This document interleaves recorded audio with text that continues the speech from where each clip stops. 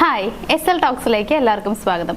ഇന്നത്തെ വീഡിയോയിൽ ഞാൻ നിങ്ങളുമായിട്ട് ഷെയർ ചെയ്യാനായിട്ട് പോകുന്നത് നിങ്ങളുടെ റിലേഷൻഷിപ്സ് കുറച്ചുകൂടി മെച്ചപ്പെടുത്തണം എന്ന് നിങ്ങൾക്ക് ആഗ്രഹമുണ്ടെങ്കിൽ അതിനുവേണ്ടി നമുക്ക് ചെയ്യാൻ പറ്റുന്ന കുറച്ച് കാര്യങ്ങൾ എന്തൊക്കെയാണെന്നുള്ളതാണ്. അതായത് എല്ലാവർക്കും ആഗ്രഹമുള്ള കാര്യമാവും നമ്മുടെ റിലേഷൻഷിപ്പുകൾ വളരെ മനോഹരമായിട്ട് മുന്നോട്ട് കൊണ്ടുപോവുക, തമ്മിൽ പ്രശ്നങ്ങളൊന്നും ഇല്ലാണ്ട് അങ്ങോട്ടും ഇങ്ങോട്ടും ഒരുപാട് പ്രണയവുമായിട്ട് മുന്നോട്ട് കൊണ്ടുപോകണം എന്നുള്ളത്. സോ അങ്ങനെയാണ് എന്നുണ്ടെങ്കിൽ അത് കുറച്ചുകൂടി ബ്യൂട്ടിഫുൾ ആവാൻ, അതായത് നിങ്ങളുടെ റിലേഷൻഷിപ്പ് കുറച്ചുകൂടി മനോഹരമാക്കാനായിട്ട് ഈ പറയുന്ന കുറച്ച് കാര്യങ്ങൾ നിങ്ങൾ ഫോളോ ചെയ്താൽ മാത്രം മതിയാവും.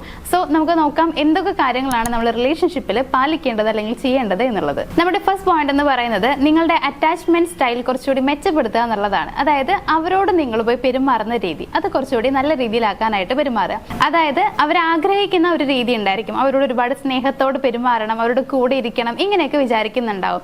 സോ അതെന്താണെന്നുള്ളത് മനസ്സിലാക്കിയിട്ട് അവരോട് പെരുമാറാനായിട്ട് ശ്രമിക്കുക. മാത്രമല്ല അവരെ സന്തോഷമാക്കാൻ പറ്റുന്ന രീതിയിൽ എന്തൊക്കെയാണ് നിങ്ങൾക്ക് ചെയ്യാൻ പറ്റുക അതൊക്കെ ചെയ്യാനും കൂടി ശ്രമിക്കുക എന്നുള്ളതാണ്.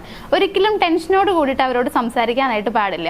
ഇപ്പൊ നിങ്ങൾ പ്രണയിക്കുന്ന ആളുകൾ തന്നെയാണെന്നുണ്ടെങ്കിൽ ഇപ്പൊ നമ്മൾ സംസാരിക്കുന്ന സമയത്ത് ഒരുപാട് ടെൻഷനായിട്ട് അയ്യോ ആരെങ്കിലും കണ്ടാലോ എന്തെങ്കിലും പ്രശ്നമാവോ ഇങ്ങനെയൊക്കെയുള്ള രീതിയിൽ പെരുമാറാതിരിക്കുക എന്നുള്ളതാണ്. അതായത് നിങ്ങൾ രണ്ടുപേരും ഒരുമിച്ചുള്ള ആ ഒരു ടൈമിൽ ബാക്കി എല്ലാ കാര്യങ്ങളും മറക്കുക, ടെൻഷനും കാര്യങ്ങളൊന്നും ഇല്ലാണ്ട് അവരോട് പെരുമാറാനായിട്ട് ശ്രമിക്കുക. ഉത്കണ്ഠയുടെ ആവശ്യമില്ല എന്നുള്ളതാണ്. മാത്രമല്ല അവർ കുറച്ചുകൂടി സേഫ് ആണ് എന്നുള്ള രീതിയിൽ, അതായത് അങ്ങനെ തോന്നിപ്പിക്കുന്ന രീതിയിൽ കൂടി അവരോട് പെരുമാറാനായിട്ട് ശ്രമിക്കുക. സോ ഈ ഒരു അറ്റാച്ച്മെന്റ് സ്റ്റൈൽ കൊണ്ടുവരാനായിട്ട് നോക്കുക എന്നുള്ളതാണ്. മീൻസ് അതായത് നിങ്ങൾ അവരോട് പെരുമാറുന്ന സമയത്ത് നിങ്ങൾ എങ്ങനെയായിരുന്നു അതിൽ ചെറിയൊരു മാറ്റം വരുത്താനായിട്ട് ഒന്ന് ശ്രമിച്ചു നോക്കുക. ഇനി രണ്ടാമത്തെ പോയിന്റ് എന്ന് പറയുന്നത് പ്രണയ ഭാഷകളാണ്. നമ്മുടെ റിലേഷൻഷിപ്പിലെ പ്രണയ ഭാഷകൾക്ക് വളരെയധികം പ്രാധാന്യമുണ്ട് എന്നുള്ളതാണ്. അതായത് വാക്കുകൾ, പ്രവൃത്തികൾ, സമ്മാനം, സമയം, സ്പർശനം ഇതൊക്കെ ഇതിൽ പെടുന്ന കാര്യമാണ്. ഇപ്പൊ നമ്മൾ പറഞ്ഞ വാക്കുകളും പ്രവൃത്തികളാണ് എന്നുണ്ടെങ്കിലും ഇപ്പൊ നമ്മൾ അവരോട് സംസാരിക്കുന്ന രീതി അത് കുറച്ചുകൂടി പ്രണയമുള്ള രീതിയിലാണ് എന്നുണ്ടെങ്കിൽ, അതായത് നല്ല സ്നേഹത്തോട് കൂടിയിട്ടാണ് നമ്മൾ അവരോട് സംസാരിക്കുന്നുണ്ടെങ്കിൽ ഉറപ്പായിട്ടും അവർ കുറച്ചുകൂടി സന്തോഷമാവുന്നുള്ളതാണ്. പ്രവൃത്തികളിലും അതേപോലെ തന്നെയാണ്. നമ്മളുടെ സ്നേഹം കാണിക്കുന്ന രീതിയിൽ കുറച്ചുകൂടി കെയർ ചെയ്തിട്ട് അവരോട് പെരുമാറാനായിട്ട് ശ്രമിക്കുക. അതേപോലെ സമ്മാനങ്ങൾ എപ്പോഴും റിലേഷൻഷിപ്പിൽ വളരെയധികം ഇമ്പോർട്ടൻ്റ് ആയിട്ടുള്ള ഒരു കാര്യമാണ്.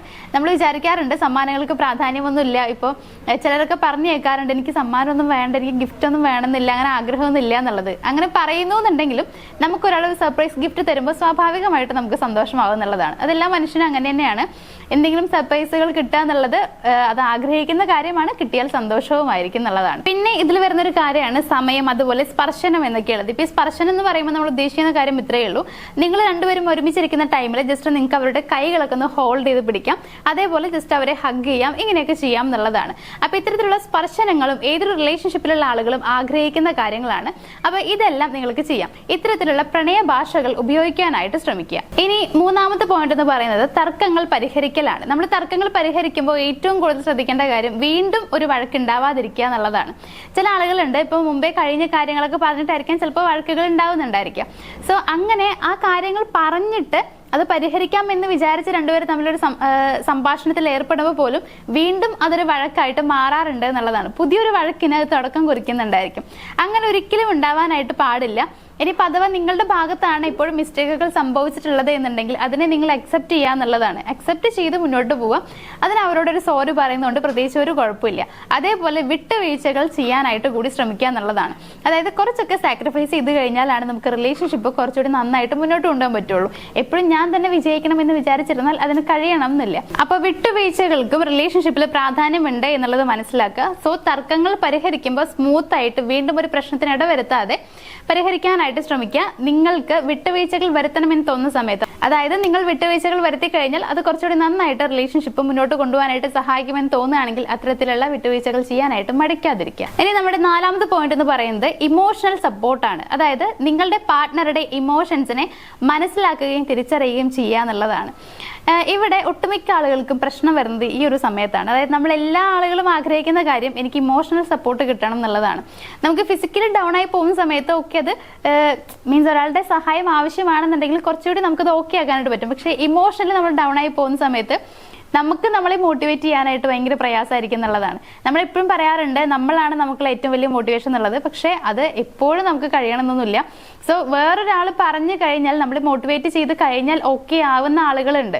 അപ്പൊ നമുക്ക് വേണ്ടത് വേറൊരാളുടെ സഹായമാണ്. അപ്പൊ നമ്മൾ ഏറ്റവും കൂടുതൽ ആഗ്രഹിക്കുന്നുണ്ടാവും ഒരു ഇമോഷണൽ സപ്പോർട്ട് നമ്മൾ സ്നേഹിക്കുന്ന ആളിൽ നിന്ന് കിട്ടണം എന്നുള്ളതായിരിക്കും. സോ ഇത്തരത്തിലുള്ള ഇമോഷണൽ സപ്പോർട്ട് അവർക്ക് കൊടുക്കാനായിട്ട് നിങ്ങൾ തയ്യാറാവുക എന്നുള്ളതാണ്. അവർ ഏതൊക്കെ സമയത്താണ് ഡൗൺ ആയി പോവാറുള്ളത് എന്നുള്ളത് മനസ്സിലാക്കുക. അതേപോലെ അവരങ്ങനെ ഇത്തരത്തിലൊരു വിഷമത്തിലാണെന്ന് തോന്നുകയാണെങ്കിൽ അതിനെ അവരെ സപ്പോർട്ട് ചെയ്യുക എന്നുള്ളതാണ്.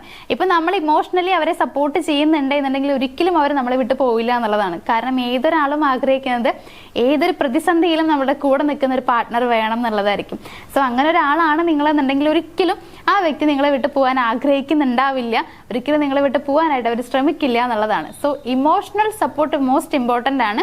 ആ ഒരു സപ്പോർട്ട് അവർക്ക് കൊടുക്കാനായിട്ട് ശ്രമിക്കുക. ഇനി നമ്മളുടെ 5ാമത്തെ പോയിന്റ് എന്ന് പറയുന്നത് അതിർത്തികൾ വെക്കുക എന്നുള്ളതാണ്. അതായത് ബോർഡർ വെക്കുക എന്ന് പറയുമ്പോൾ ഒരിക്കലും നിങ്ങൾ തെറ്റായിട്ട് വിചാരിക്കരുത്. രണ്ടുപേർക്കിടയിൽ അങ്ങനെ ഒരു അതിർത്തി വെച്ച് കഴിഞ്ഞാൽ റിലേഷൻഷിപ്പ് ഒരിക്കലും നന്നായി പോവില്ലല്ലോ, അല്ലെങ്കിൽ അവിടെ ഇടയിൽ ഗ്യാപ്പ് വരില്ലേ ചെയ്യാന്നൊക്കെ നിങ്ങൾ വിചാരിക്കുന്നുണ്ടാവും. അങ്ങനെയൊന്നല്ല.